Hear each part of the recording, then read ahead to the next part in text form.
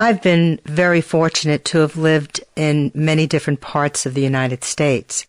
I was born and raised in Manhattan and always considered myself a street kid, learning everything that is implied with that term, street smart, street wise, where you do learn a way of living and survival in a large metropolitan city like Manhattan that you don't learn in other parts of the United States. But I was born and raised in Manhattan and will always cherish that upbringing. I felt that I was in a Heinz 57 neighborhood. It was very European, where we had Italian and French and Spanish and Hungarian and German and just all sorts of European influences. And then as time went on, I moved to North Carolina and never realized that until I moved to North Carolina that I was a Yankee, and that in North Carolina some people were still fighting the Civil War, which is the war between the North and the South in the states. And I thought, well, I took offense at that at first because I thought I'm not a Yankee, I'm an American. But then the longer I lived in North Carolina, and I wound up by being there a total of 17 years, you find out that when they started to call you a damn Yankee, that was supposedly a term of endearment. And I really think it was just their way of getting around their own embarrassment by calling you a Yankee to begin with, and then getting to know you and like you and adding the term damn in front of it to call you a damn Yankee. But I found in North Carolina and in the Southeast for the most part that people were they were much slower in accepting you. But once they got to know you, they accepted you without question. They would always say, come back soon, you hear? And you would wonder, I wonder if they really mean that they do want me to come back, or if they would welcome me if I came back. Y'all come back real soon, you hear? That's what they said. And I often wondered whether or not they really meant it and what they would do if I showed up on their doorstep. And then I had the good fortune of accepting a job position in San Francisco.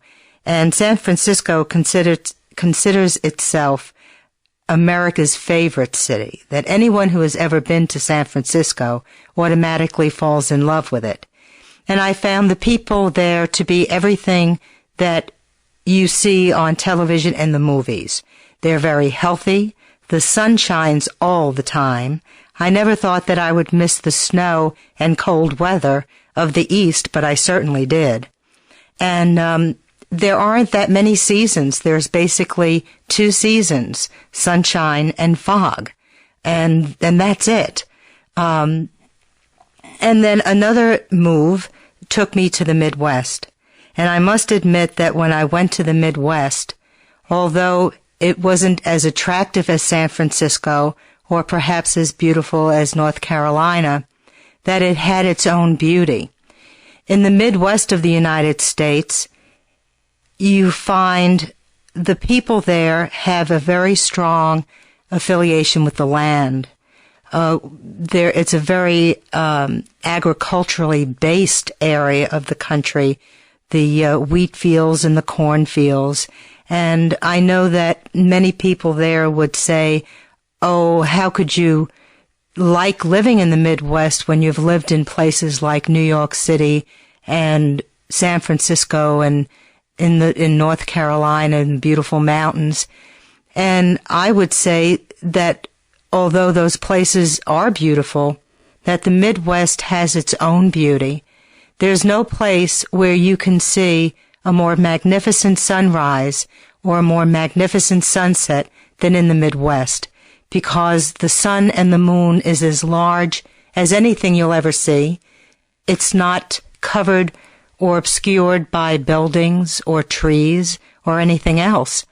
And when you look out across the cornfields at night on the prairie and you see the stars, You see more stars and more brilliance than you'll ever see anywhere else, because it is so dark that all of the stars just seem to magnify 1,000,000 times over. And the people in the Midwest, when they welcome you, they walk up to you, they look you straight in the eye, and they say, "How are you?"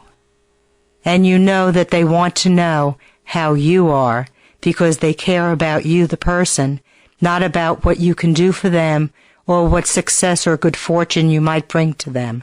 That they really want you to be settled and happy, and they care about you.